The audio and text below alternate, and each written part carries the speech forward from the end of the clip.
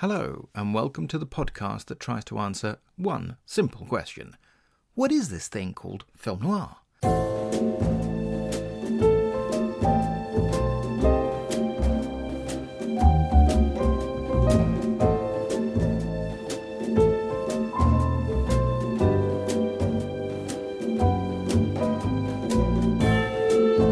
I'm your host, Sergio Angelini, and welcome to Tipping My Fedora, where we discuss movies, books, TV, radio, and much more besides, all from the darker side of the street.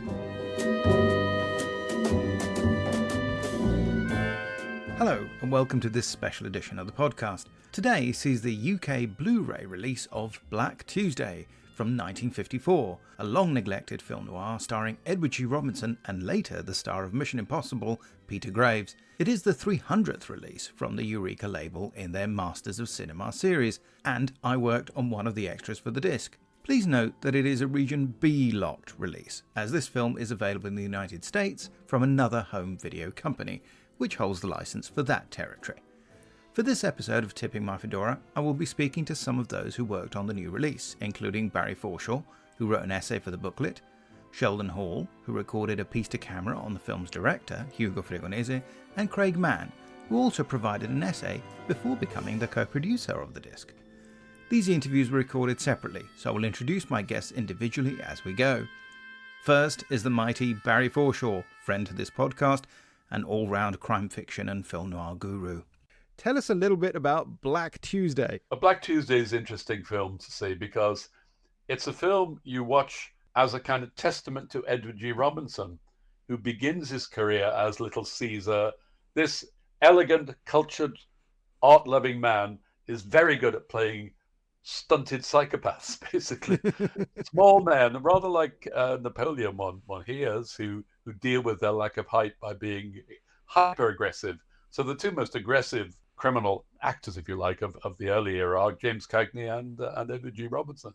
But this is basically a ticking clock movie. It's an intense and violent thriller, which gives Robinson one of his last chances to do that kind of psychopathic gang leader. I mean, by this point, he's in his early 60s, and it was a film made in what he refers to somewhat disdainfully, and in the case of this film, I think perhaps a little unfairly, as his B-movie period. I mean, he gets billing above the title and so on, but he was in fact affected by the blacklist and was someone who made a bunch of films purely because he needed to financially, and Yes. He was being offered less money for smaller budgeted movies. I think of them, Black Tuesday is the best of them. It looks amazing. It's super noirish. Yes. It's unusual in that it almost feels like a sort of 3-act play.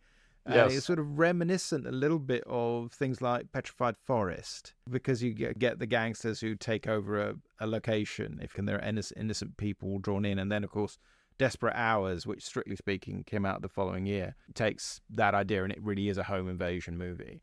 Yes. This one, instead, it's sort of the first third is in a prison, then they end up in this warehouse for most of the rest of the movie, and then you've got this bit in the middle where they withdraw some money from a bank.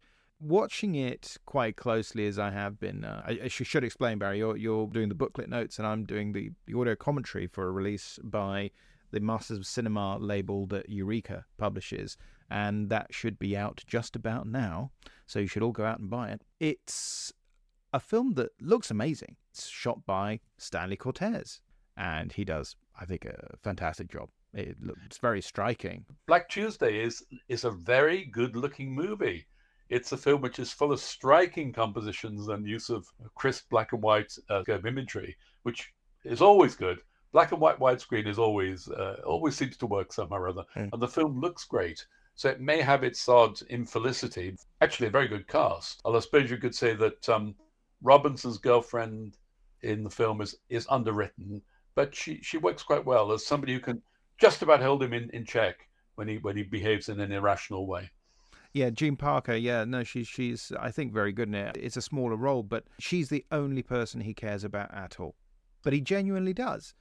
And there's some fascinating sort of contrasts in terms of some of the relationships in the film. This whole idea of what kind of relationships are you prepared to say they're genuine, so therefore I'll support them. This is well, I'm not going to treat you like a human being because you're a gangster or whatever, and therefore I don't care whether somebody's going to miss you, sort of thing.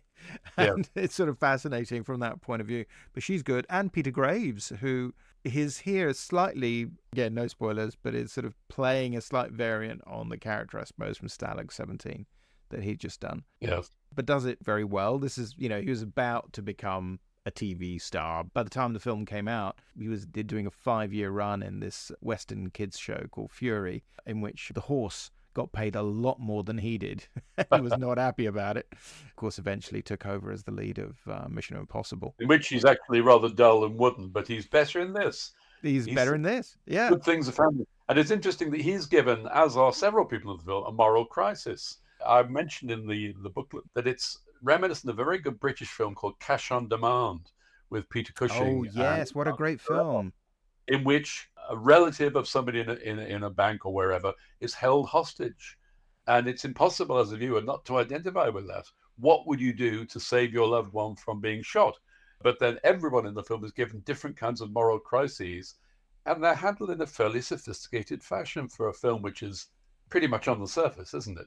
That's I think there's a little bit more going on than seemingly you think there would be, which I think gives it a little bit of extra texture, bolsters it up, and therefore the cast serve it well. Next up is Craig Ian Mann, who tells us something about the characters and their interaction within the film itself. I can't take credit for the following point, and I'm not going to take credit for the following point, but Imogen Sara Smith, who has put together a video essay for the upcoming Eureka / Masters of Cinema Blu-ray of Black Tuesday, and one of the points that really stuck out to me in that video essay that she made was that Manning and Kennelly are mirrored in a way, in that Manning spends his last few days in his cell before he's to be executed building a bridge out of matchsticks, and there's this idea of all of the potential that's being wasted by killing him, because he's built this beautiful structure of a bridge out of matchsticks just in his cell. And on the other hand, when they escape and they end up in this warehouse that's surrounded by police eventually, Kennelly is constantly pictured taking toy tanks apart, and he doesn't know how to put them back together again. And so there's this mirroring of Manning as a creator and Kennelly as a destroyer. And that's kind of the visual difference between the kind of visual thing that tells us the difference between their two characters. That Manning is a character who has potential and probably should not have been sent to the electric chair, and that Kennelly is a destroyer who will find it hard to change regardless. But the film does seem very kind of anti-death penalty, even if it is also very anti-gangster and has this kind of psychopathic gangster character at the centre of it. Yeah, I mean, it does absolutely sort of differentiate between Manning, who, by the way, I'm pretty sure they're toothpicks. I don't think they let him have matchsticks. Of course. Sorry, yes, toothpicks. Small pieces of wood, yes. And who has only killed one person, but it's a cop. He killed a policeman while he was trying to rob a bank, basically, and in fact nicked off with $200,000. We are told right at the beginning of the film that Kennelly has killed at least 17 people. So he's sort of clearly much more at fault. But one of the interesting ways that they pass this is by looking at the idea of moral equivalence. Do you withdraw humanity away from someone because they've behaved in a certain way, or do you keep trying? And there are these terrific moments when all the characters have some form of existential crisis within the narrative, but they're also allowed to voice them. And one of the things about the screenplay by Sydney Boehm, who had written things like The Big Heat, for instance, and was a very, very decent screenwriter, he is able to get the Kennelly character, Kennelly and Manning joined together. I might edit that out. But the way he gets the Kennelly character in particular is also says, yeah, sure, I'm nuts, just because I want to breathe, just because I want to keep living. Now, of course, he does that at other people's expense, which is sort of the issue. But equally, I think equally, the film does this interesting architectural design, because we get these scenes right at the beginning of the film where the governor will give Manning an extra 10 days of life if he hands over the $200,000 that he stole, but which they have not recovered. This idea that he can literally buy himself an extra 10 days at a rate of $20,000 a day. They've literally put a dollar value on his life, but they won't commute his sentence to life in prison. They insist that they have to take his life away from him because he shot a policeman. There's no bargaining.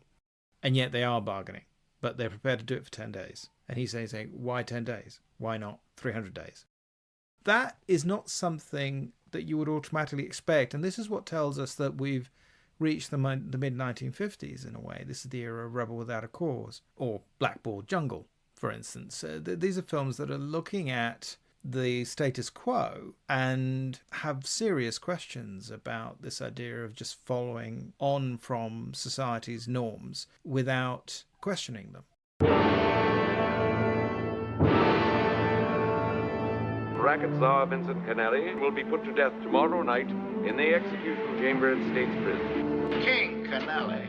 That's what they call me. I'm Vince Kennelly's girl. We're gonna make a swap. You get your daughter, and I get Vince. Fine night for a burning, King. Let him go. Let's go. We're leaving.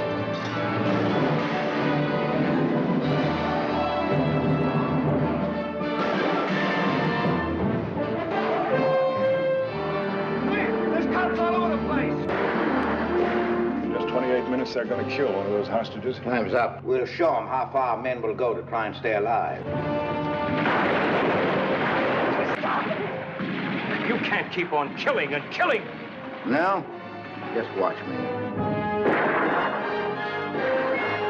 I thought there was something in you worth saving, but there isn't one decent impulse in your twisted mind. Because I wanted to keep on breathing. That's why I'm nuts.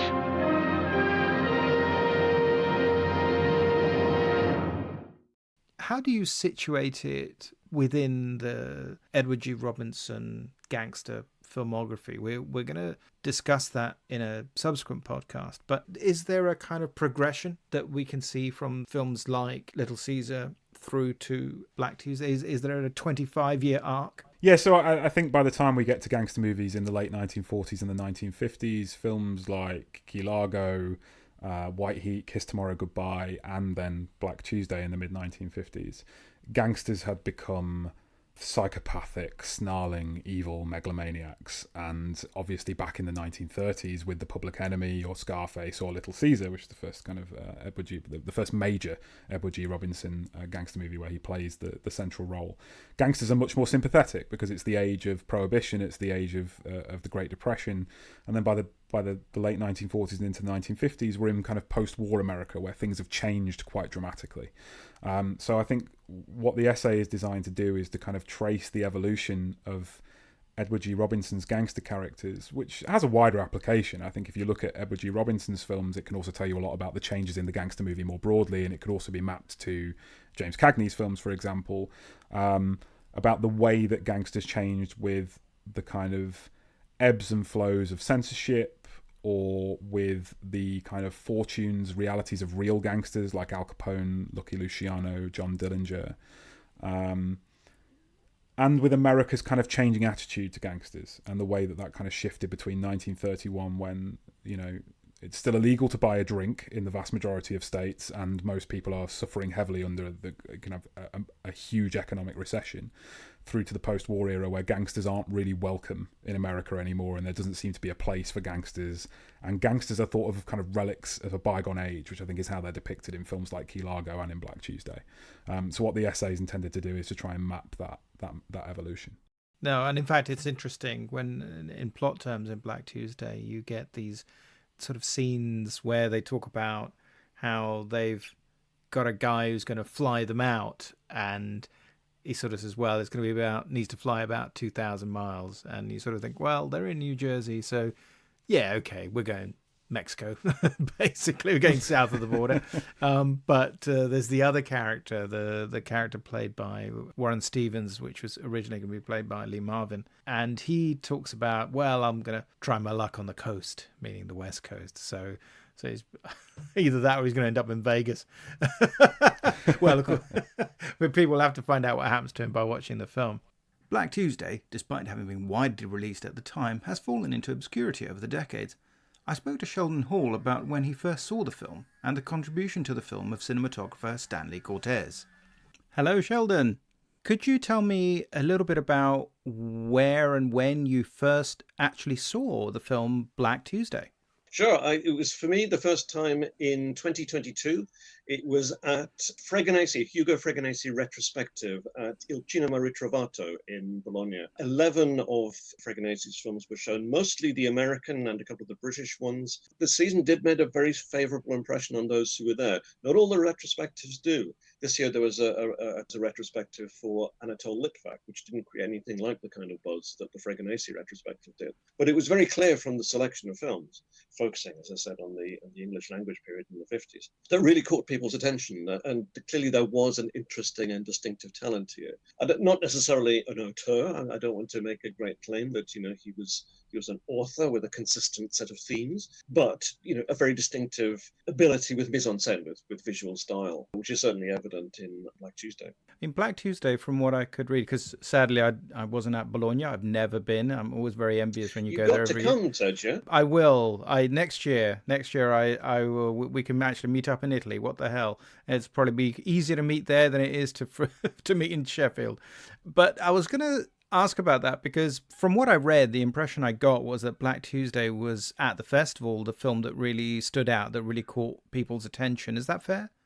Yes, there is. There was clearly a buzz about it. There were 2 screenings of the film at Bologna, and I'd caught the second one. So I'd had the opportunity by the time I saw it to pick up on the word of mouth.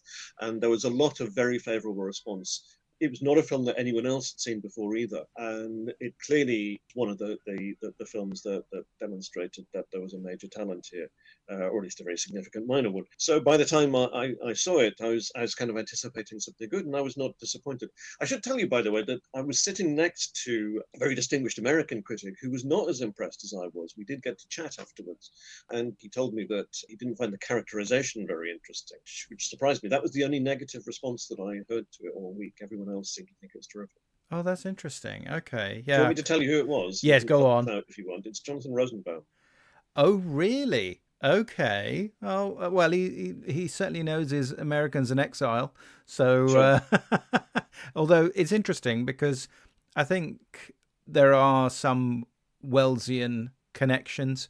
Certainly with Black Tuesday, the cinematography by Stanley Cortez, who had a perhaps checkered relationship on Magnificent Ambersons with Wells. I think Francois Thomas recently did a bit of research and came to the conclusion that only about 55% of Cortez's work is actually what remains in the release version of Magnificent Ambersons. It's most of the most famous stuff, but it's a question of how much of it was done by retakes, but also because it looks like about 2/3 of the way through the shoot, Cortez was in fact removed and sort of ended up doing second unit work. And people like Harry Wilde came in and replaced him. So that a large number of scenes... What was the reason for that? Did they fall out? Unfortunately, in Cortez's case, it seems to have been always the same complaint, that he could become very slow because of his very meticulous nature, which is fascinating when you look at something like Black Tuesday, which is beautifully shot, and yet they had just over 3 weeks to make that one. And most of his career ultimately was on short shoots because he did sterling work, obviously, on things like Night of the Hunter. He worked with Sam Fuller on Shock Corridor and The Naked Kiss. But again, these are all low-budget films shot economically on limited schedules. There wouldn't have been any opportunity to really overrun. The other example of where things went slowly was Chinatown, where he shot the first 10 days. And Polanski and I think Evans too came to the conclusion that he was a bit slow. People say different things about it, but Polanski really wanted to have his work in the film, and he'd done Blue for Narizano, the Western with Terence Stamp, which was noted for its beautiful use of color.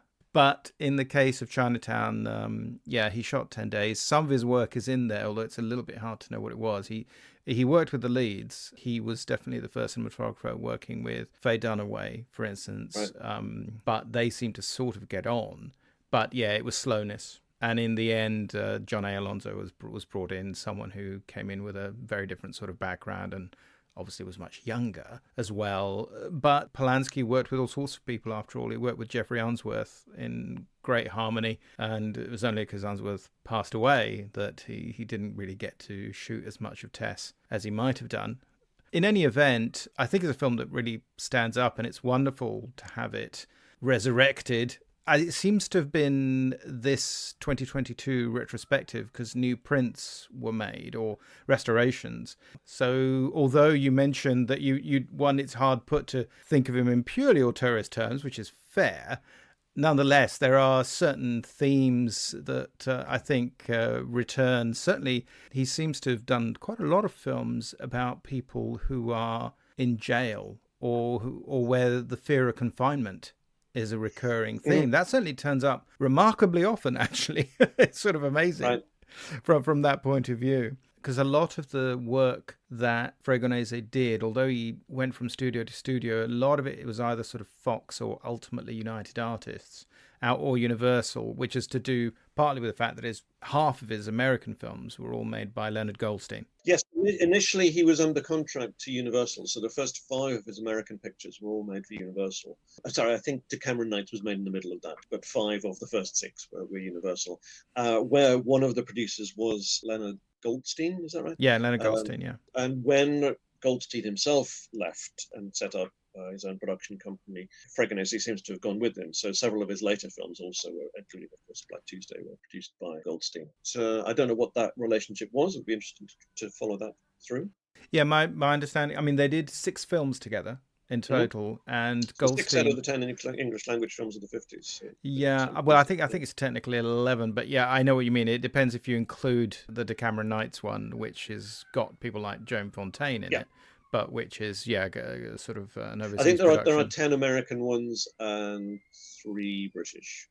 That sounds about right. And now Goldstein had a good relationship with Fregonese, I think. As I say, they literally went from The Raid to Black Tuesday, and what happened is that they were halfway through production on Black Tuesday when Goldstein passed away.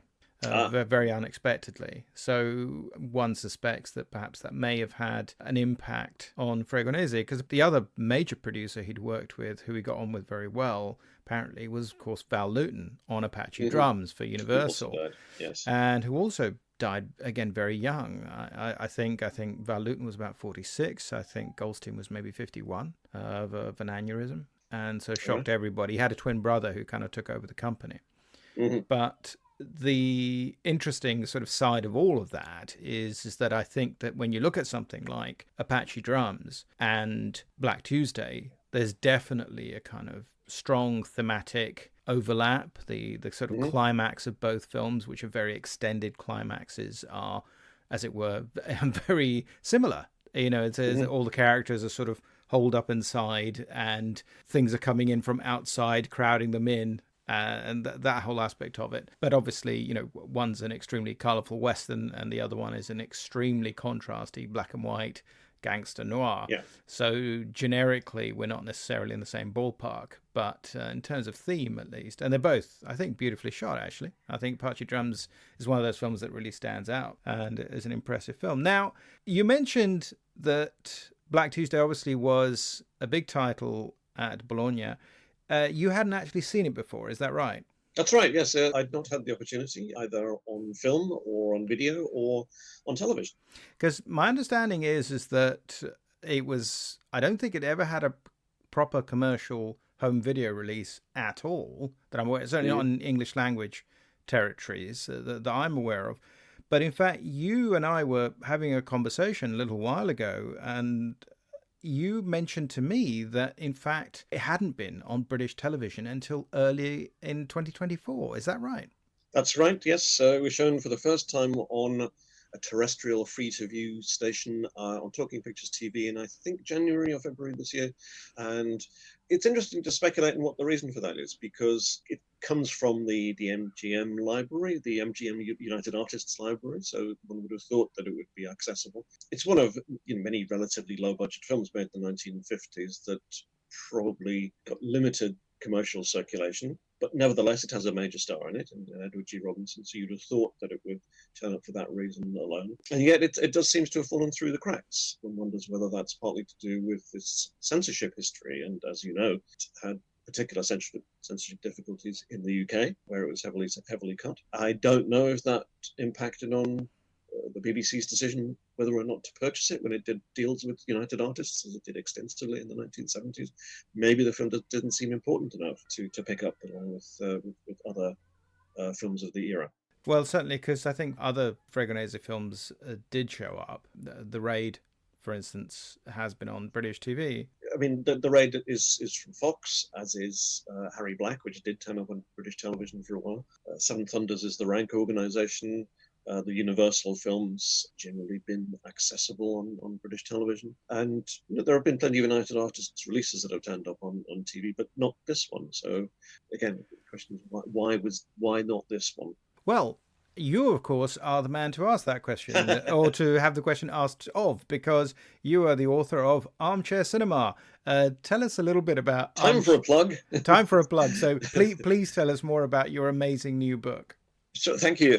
So Armchair Cinema, subtitled A History of Feature Films on British Television, 1929 to 1981, is my recently published book from Edinburgh University Press. It's taken me, as I continually tell people, 13 years from the time I first started researching it to being published earlier this year. Well worth it. Yes, it is, as the subtitle says, it's a history of not films made for television, but the showing of films made for the cinema on British television, from the very beginning to television. And people will point out, but there was no television in 1929. Indeed, there wasn't, but film was used in the experimental stages of television, as well as the BBC's relatively high-definition broadcasts from 1936 onwards. So I go back as far as I can to the beginnings of television, and I bring it up to 1981 because the year after saw the start of Channel 4, as well as the reallocation of ITV franchises. So there will be a sequel. Volume 2 will start with Channel 4 and the new ITV franchises, and will encompass Talking Pictures TV and Sky and the many changes that have taken place in British television since the early 1980s. So the explosion of platforms and channels and so forth will be part of the subject of the sequel. And yet in all of that explosion, as far as I'm aware, as far as I can trace, Black Tuesday hasn't been shown on British television until this present year. Which is amazing. No, and again, the book is an incredible achievement. And it's, as you mentioned, published by Edinburgh University Press. So it has a kind of academic publishing price. But you'll be glad to know that though if you go on Amazon, not only has the price dropped to just under £100, but you can buy in installments. You can get an installment plan with Amazon, and you can buy over a period of 5 months. So that's very important. Very relevant to television, because serialized films is one of the things that I spoke about. Episodic television, terrific. That's brilliant. And then obviously there will be a paperback. That's next year. Yes, I asked about this, and I was told that November is the likely publication date for the paperback edition. If you go on the publisher's website, by the way, you get a discount of something like 30%.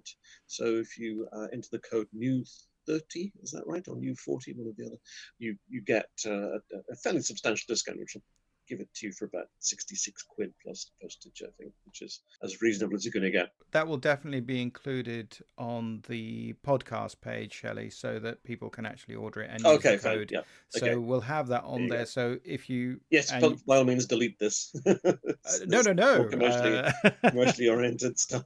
No, but this is great. Let me just say in relation to this, one of the things that the book talks about is the kinds of extensive package deals that the BBC and ITV both did with the major distributors. And the biggest deal in terms of numbers in British television up to its time was the BBC's purchase in early 1974 of a very large package from United Artists. Over 300 films were included in the package, including a lot of films that have since become television classics, if you like. So the Magnificent Seven films, Sergio Leone, Clint Eastwood, spaghetti westerns, The Graduate, Midnight Cowboy, Battle of Britain, Chitty Chitty Bang Bang, all of those were bought in a huge package in the early 1970s. And amongst those were a lot of the smaller films, also a lot of Warner Brothers titles, because for a long time, United Artists distributed the pre-1949 films of Warner Brothers.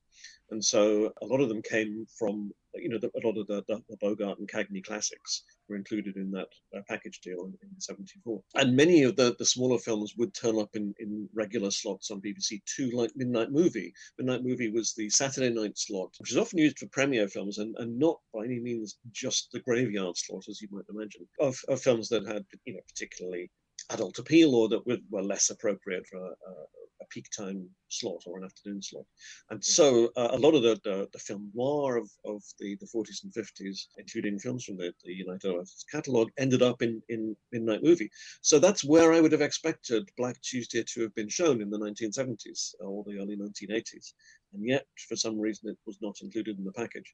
And I know from contemporary reports that this was not one of those cases where the distributor put together a package where the buyer had very limited scope for cancellations, which is normally the case. Normally, the distributor controls what's available to the buyer, to the television networks, and they prepare a kind of selected list of films from which the buyer is able to choose up to a point. In this particular deal, the United Artists catalogue was pretty much open to the BBC to choose from as it wished. So they were allowed to pick and choose from the entire inventory that United Artists offered, hence the very large number of films involved. But for some reason, Black Tuesday was not one of those. So perhaps it wasn't seen as particularly significant, or perhaps it was seen as potentially problematic because of its censorship history. We don't know. Would the fact that the original release had been cut by basically 10 minutes, would that have made any difference to the showing on television? It wouldn't, would it? Well, most likely not, because prints that were supplied to the television companies were almost always newly struck by the distributor and shipped over from a source. So in some cases, existing prints might have been acquired. I know that the BBC had a policy, this is not relevant, of course, to Black Tuesday, but it is to some of the other Fregonese titles. The BBC had a policy of acquiring IB Technicolor prints. Particularly, they began doing this in the late 1960s with the anticipation that television would shortly go into colour. And so the BBC had a significant stock of IB Technicolor prints, some of which would have been reprinted, obviously not nitrate prints, but reprinted in the 50s and 60s. And so BBFC edits would not have applied. They would not have received a print cut to conform to the BBFC cuts. And in fact, again, this is covered in the book, that often caused problems with the broadcaster, particularly at ITV. The prints were scheduled on the assumption that they matched the decisions made by the BBFC. So if a film had an X certificate, normally an ITV scheduler would have to run that by the IBA or the ITA for approval before scheduling it, especially if it was in a pre-watershed slot. But perhaps that was one of the factors that deterred buyers, that it had a difficult censorship history in the UK. Not the fact that it had been cut in the sense that they would not have been in receipt of a cut print. No, because I was curious about that because Peter Graves had become so succce's the lead actor in Mission Impossible. Yes. That, I mean, okay, he plays a very different kind of role, but it's he's the second lead. He's a name, yes. Yeah. One would think there'd be real interest in uncovering that aspect of it. And Robinson remained, I think, a popular name, as you say. It was one that would have got people's attention. Sure. So it's interesting. So there's a mystery there, really.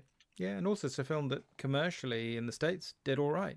You know, it absolutely fulfilled its promise as a B movie in the sense of it ran 80 minutes and was marketed in a certain way and did very nicely, thank you, at the box office. It absolutely did what it was supposed to do. So I don't think anybody was disappointed.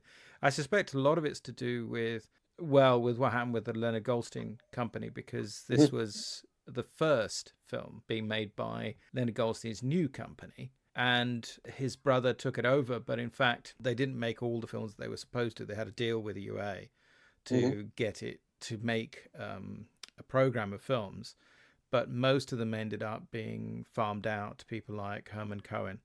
to make Robert Goldstein, his Leonard Goldstein's twin brother, remained, I think, listed always as the executive producer. But I think things changed. His role in the company had always been subsidiary, and he did other aspects of the business. And ultimately, I think that they didn't all get made. I mean, it's a nice mixture of films. There's some westerns, there's some thrillers, there's the final Abbott and Costello film, I think, things like that, a real mixture of films. But they got other people to actually produce and get them made, ultimately. I must tell you this. I don't know if you know about this, but mention of Costello, Abbott and Costello, reminds me that one of the films that Fregonese was trying to set up in Europe in the mid-1950s, after 1954, he pretty much relocated to Rome and then to Spain. One of the projects that was planned for a number of years and never came to be was a version of Don Quixote with Lou Costello as Sancho Panza and Gary Cooper as Don Quixote. That sounds great. Which would have been interesting. Yeah, I would. I mean, given that we never going to properly get to see the Orson Welles version, which was a very different I've seen take. what remains of the Orson Welles version. That was shown at Edinburgh Film Festival 20 odd years ago. Didn't go down very well, I can tell you. But yes, there were one of the reasons I guess it wasn't made is because there were a number of competing productions in planning at the same time. There was another one that was being planned by Mike Todd of Around the World in 30 Days fame, who was going to shoot one in Torreo or Cinerama or whatever it was. And obviously that never came to pass either. And Fregonese's Quixote was going for a while to be made in the early 1960s with Samuel Bronston. So one of the future projects that Bronston announced was Don Quixote to be directed by Fregonese. Now that Gary Cooper was not attached to it at that point because he died in 61, I think. Yes. But it was still being mooted in the mid-1960s, 63, 64. And probably Costello had died by that point as well. He had, yes. No, he died in the 50s. Yeah. There you go. And Quixote was going to be his big-time widescreen epic, and it never came to pass. But bizarrely, of course, his last sort of big English language release was Savage Pampas in the mid-60s with Robert Which Taylor. has been restored recently, yes. Sadly, that wasn't included in the Bologna retrospective. I have a Blu-ray of it, but I would love to have seen that on the big screen. Well, yeah, I mean, it's a remake, of course, of the first film he worked on as a co-director. So although it's not his actual last film, not by any stretch, but it's close to that latter part of his career. So, of course, it gives it that symmetry that we all wish our careers had, which isn't always the case in life and in fiction, unlike fiction, rather. Of course, the bizarre thing is, of course, it's set in Argentina but shot in Spain. Indeed, yeah. Anyway, that's brilliant. Thanks very much, Sheldon. And got to get your book. And everybody's got to get our Blu-ray. Terrific. So thank you. And now back to Craigie and Mann to talk about the actual details of the new Blu-ray release. Craig, when did you first get involved in the Black Tuesday Blu-ray? So I work quite closely with Eureka on various things, but I was asked not too long ago if I would like to write one of the essays to accompany the release, which I very gratefully accepted. I love Black Tuesday. I've loved it for a long time, and I also just generally love the films of Edward G. Robinson and gangster movies from the sort of early 1930s all the way up to the end of the classical Hollywood era. So I was very happy to accept that, and the essay that I wrote for the release it has a section on Black Tuesday, but Barry Forshaw's excellent essay is very much focused on the film, and mine is more of a kind of piece about the evolution of the gangster movie and how we can see that evolution from Little Caesar to Black Tuesday. But as I say, I've been working more and more closely with Eureka and on the Masters of Cinema series for quite a while now. And there came a point in the process of that Blu-ray being put together when I was asked if I wanted to produce the release, which again I very gratefully accepted. And so I've co-produced that release with Jacob Milligan, who's the production manager at Eureka, and together we've put together the kind of special features and the package that you are now able to buy. So give us a quick preview. This has now been released today. What can people who buy this Blu-ray expect to see on it?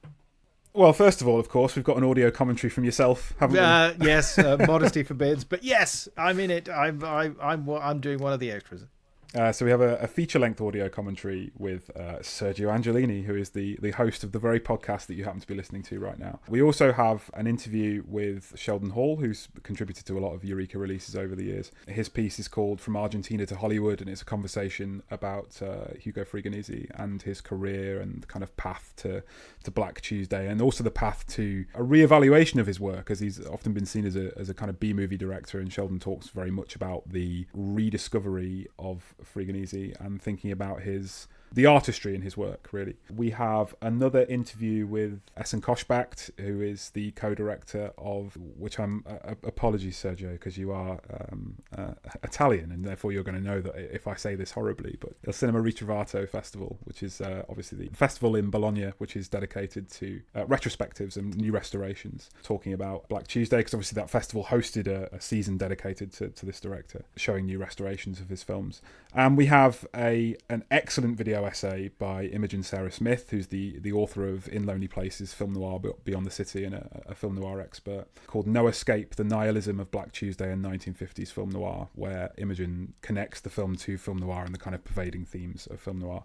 And then the booklet, rather embarrassingly, because I was asked to do it before I came on board as a producer, has that essay from me about the development of the gangster movie up to Black Tuesday, and a piece very, very focused on the film by Barry Forshaw, who's obviously a crime and film noir expert. And in fact, Barry's going to be commenting on it a little later in this podcast as well, or maybe a little bit earlier, in fact. And so is Sheldon. So there's going to be the four of us talking about it. And this is going to be the 300th release from Masters of Cinema. Is that right? Yeah, so it's number 300 for those who are into the spine numbers of the Masters of Cinema series, which I'm quite proud of, really. I think that it's important to celebrate perhaps lesser known or overlooked or somewhat forgotten films in the Masters of Cinema series, as well as the kind of big artistic masterpieces that people perhaps expect to see on that label. And the fact that a film like Black Tuesday has been given spine number 300, I think is very important, really, to celebrate a film that might otherwise have been forgotten or overlooked, and also a director who might otherwise have been forgotten or overlooked. I hope that that's one of the things that the Masters of Cinema series does, which is bring people's attention to very artistically important films that perhaps have not been officially canonised. It's 2,000 units, is that right? It's limited edition. 2,000 units is the number that will come with the slipcover. After the first 2,000, you will still be able to buy the Blu-ray, and it will still have the booklet inside, but you won't get that excellent slipcover, which has got new art by Scott Saslow, which I would say is very much worth having. So I would pre-order it while you can still get the one of those 2,000 copies, because I think Scott's new art for it is fantastic. But it will still be available. The hand on the bars, yes, it's great. I'm going to be buying at least 5 or 6 copies, so that's going to be marvelous. Of course you are. I'm going to give it to all my friends.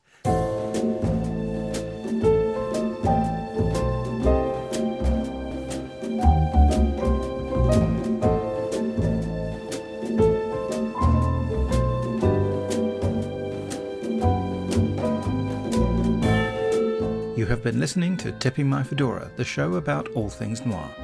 It is produced for Castiglione Publishing by me, Sergio Angelini, and our theme tune is by Petar Milinkovic, whose work is available through Tailkeeper Music. All audio clips are the copyright of their respective owners and used under fair dealing and fair use exceptions solely for the purposes of criticism and review.